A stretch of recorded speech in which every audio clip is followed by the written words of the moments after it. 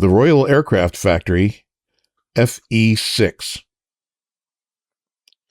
A considerable amount of mystery surrounds the F.E.6.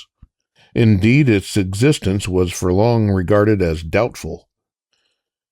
There is now no doubt that it was built and flown, but its early abandonment suggests that it was not regarded as a success. The reason for its failure is not far to seek.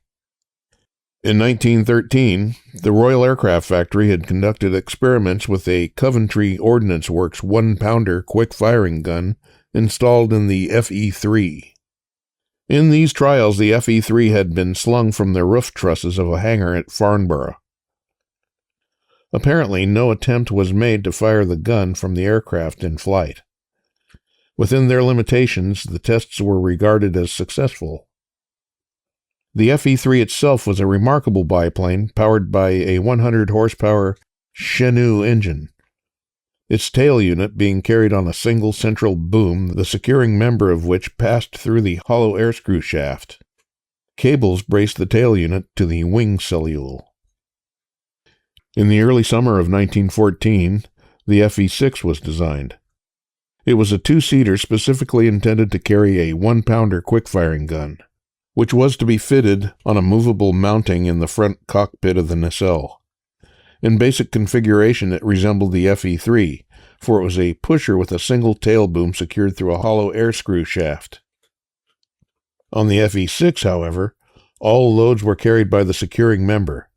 No relief was provided by any form of bracing to any other part of the airframe.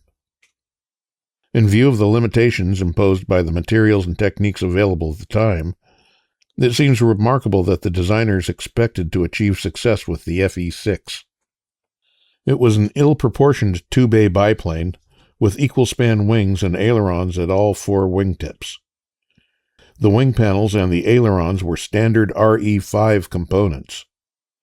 The basic structure of the nacelle was of steel tubing, the rear ends of the longerons being attached to a pair of substantial trunnions that held the forward end of the central member of the tail boom.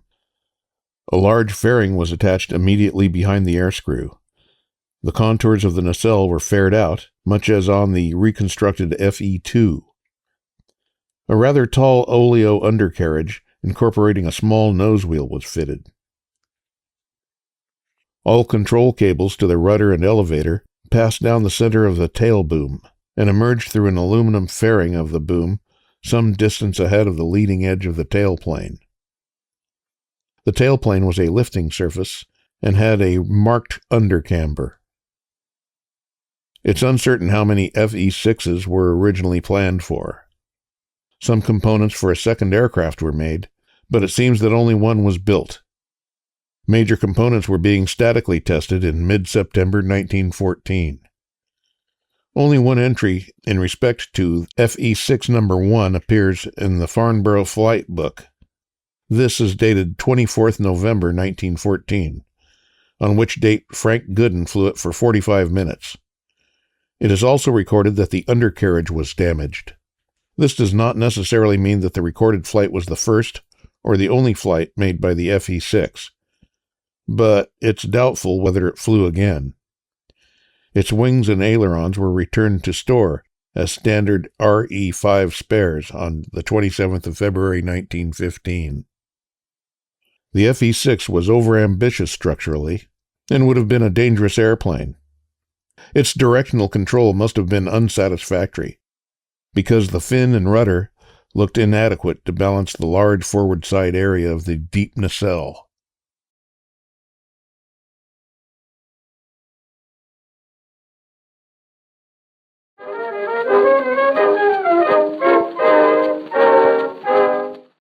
The Chenaux Company was a French manufacturer who started in 1902 making automobile engines. They eventually made aircraft and tank engines and went out of business in 1923.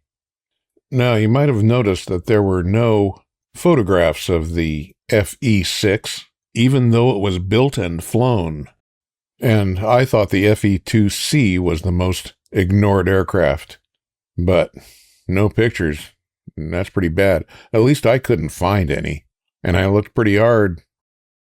One thing that was left out of the text of the FE6 was the engine, which was a 120 horsepower Austro-Daimler. Now, I was corrected for saying the name of the city, Norwich, as Norwich. Well, I'm not saying he's wrong, but it reminds me of the Monty Python sketch, where the man being interviewed is called Brian Luxury Yacht, and he says, well, it's written Brian Luxury Yacht, but it's pronounced Throat Wobbler Mangrove. So, if you don't want people calling it Norwich, take the W out of the word. And one last thing, I was thinking of compiling the videos that I've done into specific manufacturers, such as Bristol, and putting all of them in a single video, so people don't have to sit and watch the intros and outros if they're actually interested in all those particular aircraft. Let me know if you think this is a good idea or if you would be offended by having the same things posted over again. If I do it, I'll try to fix little problems that really annoy me. And there you have it. Up next, the FE8.